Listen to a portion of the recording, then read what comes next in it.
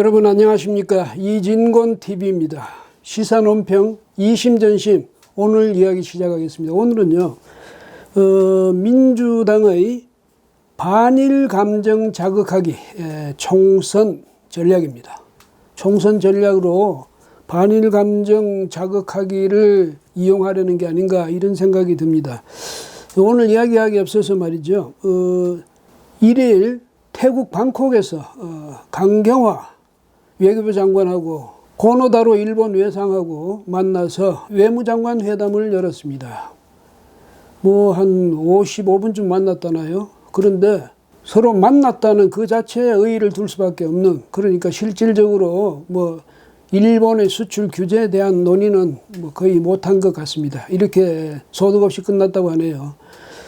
근데 일본도 또 우리도 서로가 아주 강경한 입장을 누그러뜨리지 않고 있는 거죠. 우리는 뭐 정부가 앞장 나서서 그 반일 감정을 오히려 자극하고 있는 중이고요. 그러니까 지금 다시 친일 논쟁이 불붙는 그런 상황입니다. 일본에 대해서 일본하고 협상하자, 이 협상판은 말하자면 이 친일이 되는 거고, 정부를 따라서 박수를 쳐야 반일, 그러니까 애국이 되는 거죠. 이런 상황이 됐습니다. 일본도 지금 마찬가지라고 합니다. 2일 날 가기를 통해서 이 한국을 화이트리스트에서 배제하는 그 법령을 고친다고 그러죠. 그래서 그렇게 되면 이제 아베가 사인만 하면 끝나는 겁니다. 그러면 우리나라는 일본의 27개 화이트리스트 국가 중에 우리만 유일하게 빠지게 되는 거죠. 예, 이런 상황으로 이제 상황은 점점 더 악화되고 있습니다. 그런데 모처럼 만난 그 외무장관들끼리의 만남도 아무 성과 없이 끝났고요. 지금 이런 상황입니다. 이런 상황이니까 이게 참 정부가 좀 더 적극적으로 일본하고 이 문제를 풀려고 노력을 해봐야 될 텐데 아직은 정부에 그런 생각이 없어 보이고, 또 이제 미국이 그래도 어떻게 중재하고 싶어하는 그런 모습을 보인다고 하네요. 그래서 뭐 약간의 기대는 할 수 있겠습니다만, 그러나 미국이 뭐 한국 이렇게 일본 저렇게 그래서 둘 손잡아 이렇게 할 입장은 아니죠. 예, 그러니까 만약에 일본에 대해서 말을 할 수 있다면 미국으로서는 화이트리스트 배제하는 건 좀 제고해라.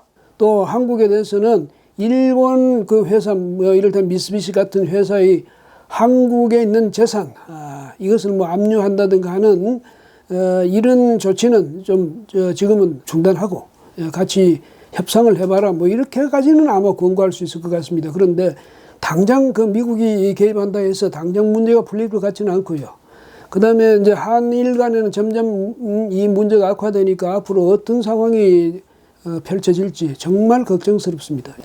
그런데 이런 그 상황 속에서 이 정치권이라도 한일 간의 이 감정을 좀 누그러뜨리고 정면으로 부딪히기보다는 협상을 통해서 문제를 해결하는 게 좋겠다, 이런 의견을 계속 좀 제시를 하면 좋겠는데, 정부는 정부대로 지금 격앙되어 있고, 또 여당인 더불어민주당도요, 정부 못지않게 지금 격앙이 되어 있는 상태입니다. 왜냐하면 대통령이 한마디 하면 여당은 대통령한테 좀 잘 들리라고 그러는지 두 마디 세 마디 하고 나섭니다.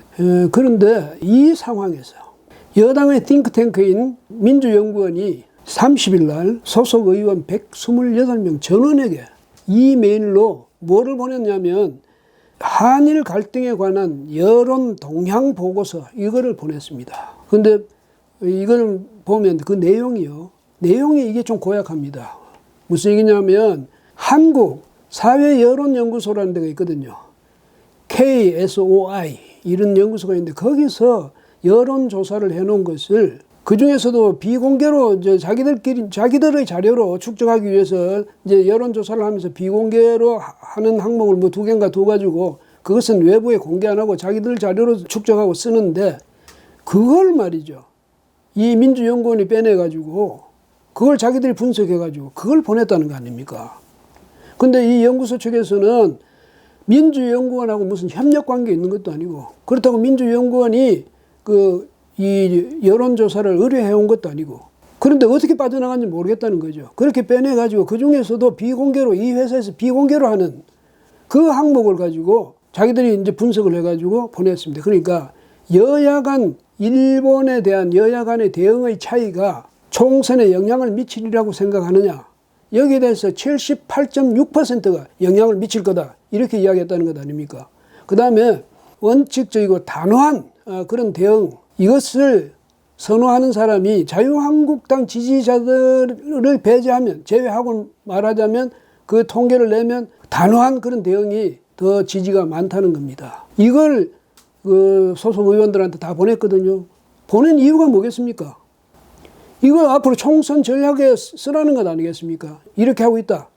그러니까 가능하면 어떻게, 그럼 만약에 여기 이 자료에 따라서 하자면 어떻게 해야 됩니까? 행동 방향을 선택한다면 반일을 계속해야죠. 일본에서 계속 강경한 태도로 나와야죠. 그렇게 하라고 지금 보낸 것 아닙니까? 이래놓고 뭐라냐면 이거 자기들이 검토해보기도 전에 나간 거다. 이게 해명이라고 한 겁니다.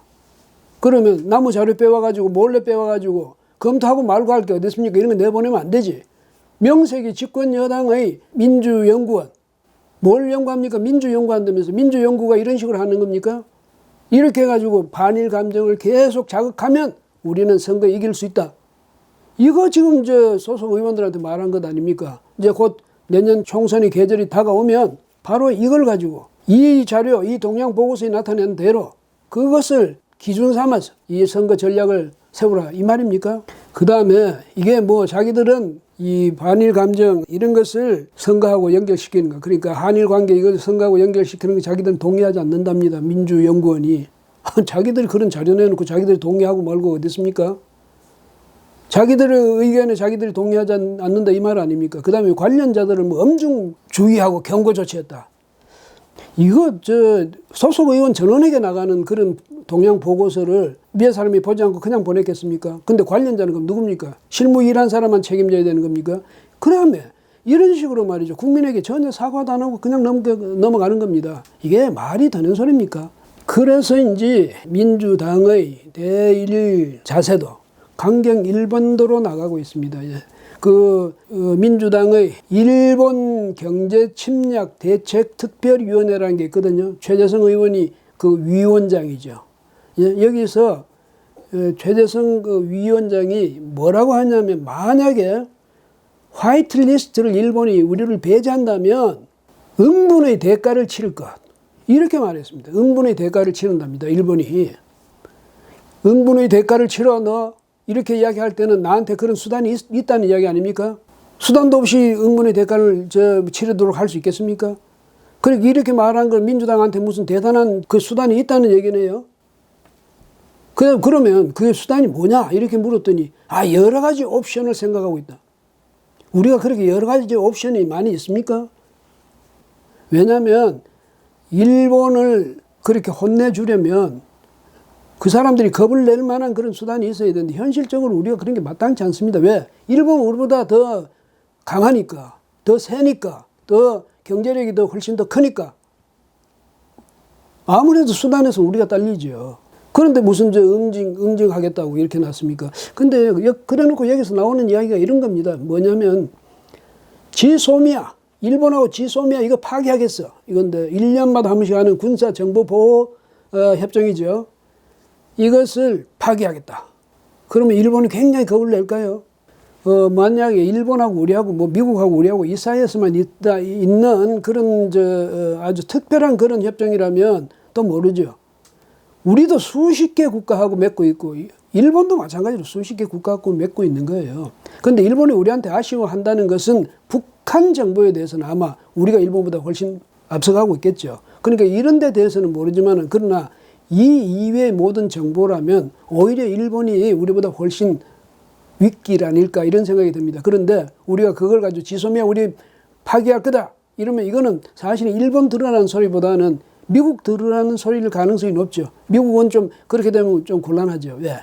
한국, 일본, 미국 그러니까 한미일 이 삼각 방위 체제랄까 뭐 삼각 안보 체제랄까 이게 느슨해져 가지고 나중에 혹시라도 이게 와야 될까 봐 이건 미국이 가장 걱정하는 거니까. 그렇다고 또 미국이 만약에 한국이 끝까지 그렇게 고집을 피우면 어떻게 하겠습니까? 미국도 생각할 때 좋아. 인도 태평양 이 전략에 있어서 굳이 한국이 협조를 안 하겠다면 뭐 일본하고 미국의 그 동맹관계만 강화하지. 이런 식으로 나올 수도 있거든요. 그래서 이게 우리한테 그렇게 큰 무기가 안 된다. 이 점도 생각하셔야 될 것 같습니다. 민주당 여러분.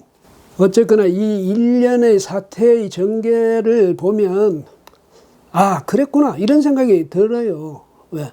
문재인 대통령이 애초부터 뭐 이순신 배 12척 이렇게 이야기하고 또 문재인 대통령이 사랑에 맞이하는 그 당시의 조국 민정수석 죽창가 애국이냐 뭐 이적이냐의 문제다 이렇게도 이야기했죠.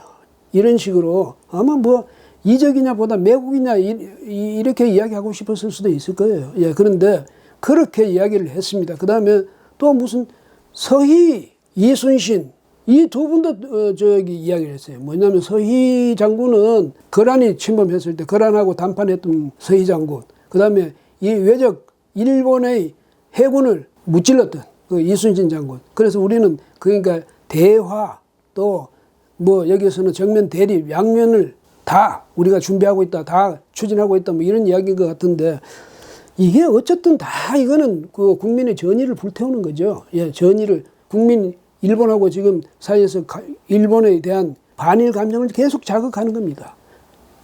그렇게 되면 선거에 이기는 거죠.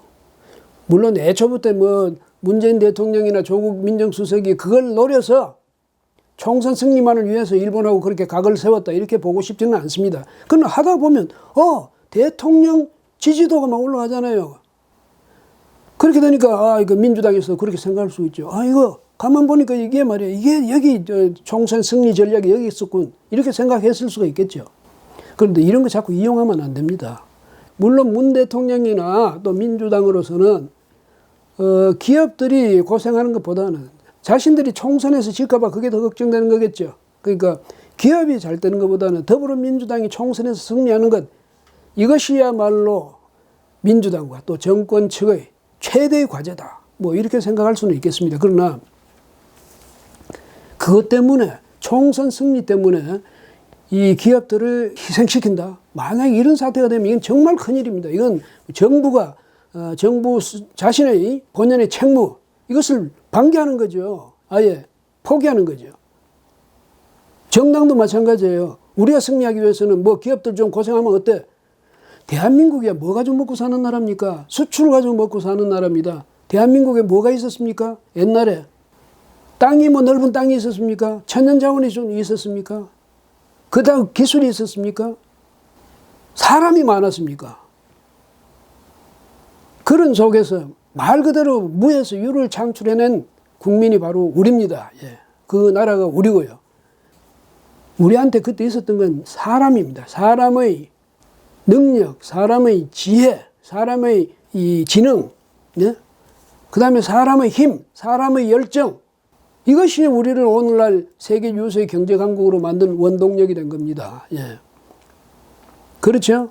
그런데 만약에 지금 와서요. 그래서 지금 오늘날에 와서는 우리의 수출이 세계 6위 아닙니까? 상상도 못할 일이죠. 옛날에는. 이렇게 된 이 경제가요. 대외 의존도가 그러니까 얼마나 높겠습니까? 생각해 보십시오. 수출입 다 합치면요. 우리 경제의 대외 의존도는 거의 90% 정도 될 겁니다. 그런데 수출 산업이 만약에 굉장히 어려운 처지에 빠진다? 휘청거린다? 그래서 마이너스 성장하게 된다? 그거 회복 안 됩니다. 언젠가는 될지 모르지만 당장은 회복이 어렵다 이 말입니다. 그렇게 함으로써 정부는 정권 측은 오히려 어려워질수록 국민들의 정부에 대한 의존도가 더 높아질 것 아니냐. 그러면 우리 정권이 더 기반이 든든해지고 탄탄해지는 것 아니냐. 이렇게 생각할 겁니까? 아무리 그렇지만은요. 이 총선에 이기려고 이 일본하고 마찰, 대립 이 상황을 계속 끌어가겠다는 생각을 한 사람이라도만 정권 내에서 아니면 여당 내에서 그런 생각을 하는 사람들이 있다면 그 사람들이야말로 이 우리 대한민국에 대한 배신자입니다. 친일, 여기 뭐 야당들이나 이런 데서 대통령의 야당 언론 이런 데서 대통령에 대한 그 대통령의 방법론에 대해서 부정적으로 말하고 그걸 공격한다. 이러면 그날부터 친일 이런 거다. 친일. 역사를 이런 식으로 맨날 거꾸로 사는 나라가 대한민국 말고 또 있겠습니까?